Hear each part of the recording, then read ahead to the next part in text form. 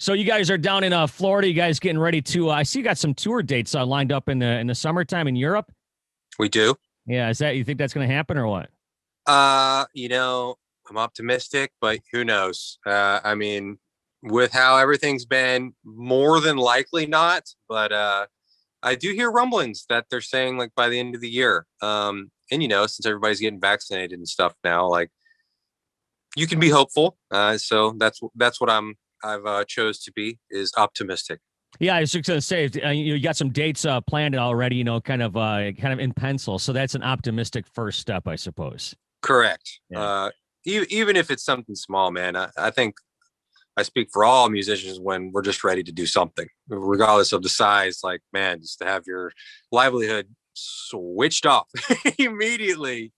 It's been Yeah. something. No kidding. What was the last show you guys played? Last show we played was Thanksgiving 2 years ago. Okay. Now, was this record supposed to come out earlier, or because of the pandemic you pushed it back, or what? So it was supposed to come out in 2019, but we weren't done with it. We really tried our best to finish it by the date that we originally wanted to put it out on, but it just didn't happen. And then the last little bit of it was recorded on the tour we did in America, the Degenerates tour with I Prevail and Beartooth. And then the rest of the time has been mixing, mastering, getting the album artwork to a place we're willing to slap our brand on it. You know what I mean? The reason it took so much extra time is because we were not anticipating the effect doing everything through email was going to have on us. It's a lot different from walking into a room with a mixer and walking out with a finished product that day or the next day, and then having like 10, 15 different passes because you couldn't be there and someone's trying to interpret what you're talking about. So it was a struggle that we did not anticipate having, but the album is here now. Yeah, and I mean, you guys are not alone in that boat as far as sitting on music, and Right. 2020 especially. Yeah.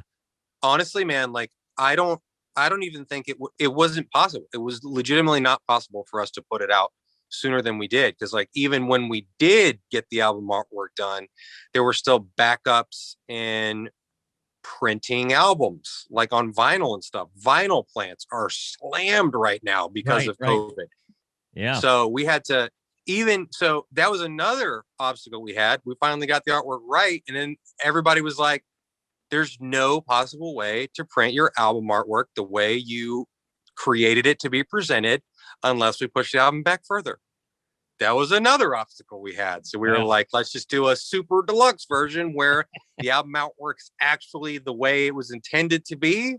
But that was what we had to do because of COVID. Yeah, one of my friends, Damon Johnson, just put out a record a couple weeks ago, and the vinyl doesn't come out till April. So yeah, you're right. That's why. Yeah, exactly. It's super backed up, and people just don't understand like the effect this has had on this industry and creatives in general. It's just like the process is an extreme amount different because of all of this. So the record drops on a Friday as we record this on March 5th. You're welcome. First of all, explain the title and then tell everybody like what this record sounds like. Cause I've heard a couple tracks and the tracks I've heard have been like, in different plateaus, obviously you guys are artists. You want to, do different things throughout the album, but tell everybody a sense of the feel for the album as far as the sound is concerned. Different plateaus. Almost every song is like that. Yeah. So like almost every song on this record feels like it could live on its own little island of genre, of influence. And that's really what ties it all together is the bouncing around of pretty much anything that's happened in that you could call rock in the last 20, 30 years is at least somewhat represented on this record sporadically.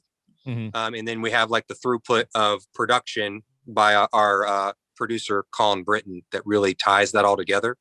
And the thought behind that was to create an album that bounces around genre wise, very much like a lot of listeners these days. Cause like you can listen to whatever you want on the fly. You don't have to own records and that's all you can listen to. Like you can listen to a Garth Brooks song, and then you can listen to a Killers song, and then you can listen to a hip hop track, all in the span of not 5 minutes. You gotta listen to the songs, but 10 minutes, let's say. You know what I mean? Yeah, for sure. Absolutely. Yeah. People these days very much jump around. It's not so like genre specific anymore. So we were flirting with the idea, what if the band was genre fluid, more so than we already are? Because that's kind of what we made our name doing, is mixing genres anyways. So it was like, well, let's do that genre fluid bit in 2019 when it was supposed to come out. So the album was titled You're Welcome because randomly we played this Mexican festival, and I had this outfit that I wanted to wear. Is that the one that was on Facebook recently? Probably. Yeah. It's a white hoodie. Yeah. And I found it in a store, and printed right on the pocket in red, bright red, it said, "You're welcome." And the red tied in with my shoes that I was wearing. And I thought it was funny that it said, "You're welcome." Like, so I was like, man, if somebody like gets a shot of me in this hoodie and it says "You're welcome," I feel like that's going to make him chuckle. So like our photographer was there, and like I walk up to him and I held it up, like, so somebody did get the shot. I posted it later on that day talking about how great the show was, and it really was. We hadn't played Mexico in so long, and the response was just like insane. We had no idea what to expect either. It was a fantastic show. We're riding high. We post that photo, and one of the first comments that I got from it was a fan saying, "Calling it now. The new record's named You're Welcome." And because, I read this in response to something that I posted, it kind of hit me like I was being told the album title. And like, I kind of just sat there, thought about, well, what if the album was called You're Welcome? And I was kind of sitting there to myself, like, I kind of love that, Why not? Right. Yeah. It was very much like this really fun process of putting all these songs together that was honestly the best recording experience I've had as a musician. Like the whole thing was just so much fun to create for me personally. So it just made sense. It felt lighthearted. It felt like we were kind of making a joke, and like that's kind of been our whole vibe, our whole careers, like not taking ourselves too serious. So it just felt perfect. And there's a lot of songs like that on this record where it's like lighthearted takes on just normal subjects. Like, man, I really wish one song's called "F You Money," and like it's about just like that daydreaming. You're at like you're doing something you absolutely hate, and you're like, man, if I could just win the damn lottery and never have to do any of this ever again. Yeah. I can't wait for that day, like, so stuff like that. It's like, it's meant to be lighthearted. It's meant to be fun. And so You're Welcome just fit.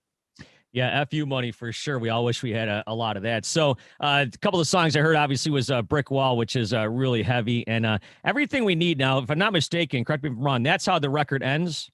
It is. It's the final track. And that song, and I don't know how you'll take this, but that song reminded me of something that could have been written in Nashville, especially since you're going down I-75 or something along those lines. Yeah, that's awesome. No, I don't think that bad at all. Like I love country music. As a matter of fact, I did some writing in Nashville, putting songs together for this record. None of those ended up making this album specifically, but there were some good songs there too that I hope see the light of day eventually.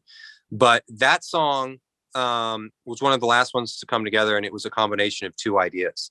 So the verse, pre-chorus, bridge was written as one idea, and we just never could quite finish it the way we wanted until like I had this other chorus line around that everybody also loved. And then I realized wow, this actually works together and does like a little flip of the meaning of the song. It's like, it's a perspective change of like somebody who's like down in the dumps, like succumbing to the woe is me attitude, but then like really taking a step back and saying, I actually have so much to appreciate. Like, just because something didn't work out the way I intended it to, really look at what I do have in life, and there's a lot to be thankful for. So that was very much the vibe of that song. Now, being a vinyl guy myself, I can just imagine that's the perfect way to end that album. But Jade, who's also on this call, she suggests I ask you a question today about a record that's 35 years old. Do you have any reverence for Master of Puppets? I mean, I'll be real with you. I've never heard the full thing. I've never listened to like the full record Master of Puppets, but I love the song Master of Puppets. That's like a song that I feel like I've rediscovered at different times in my life. Like I liked it when I was younger, and then like randomly 3 or 4, 5 years ago or something, I just was completely obsessed with it out of nowhere again. Like watching every live video I could of it. Just such a badass song, man. Well, God, I love can that you song. imagine how badass the whole album is? Dude, no, I That must, can't. that has to be on your to-do list pretty soon here. So, It should be. It should be. yeah. Well, listen, man, congratulations on the upcoming record, March 5th. Like I said, as we record this coming Friday, You're Welcome drops, and I'll look for a You're Welcome hoodie in the mail. Um, No problem. We'll get that out there. yeah, right. Hey, Jeremy, thanks so much for the time. Good luck with everything this year, and maybe even some shows. Huh? Man, that's going to be a good day. Cannot wait. All right. Thank you so much. Yeah, thank you for having us. You're welcome. Hey. All right, brother. Hey, thanks a lot, man. I really appreciate the time. Yeah, thank you.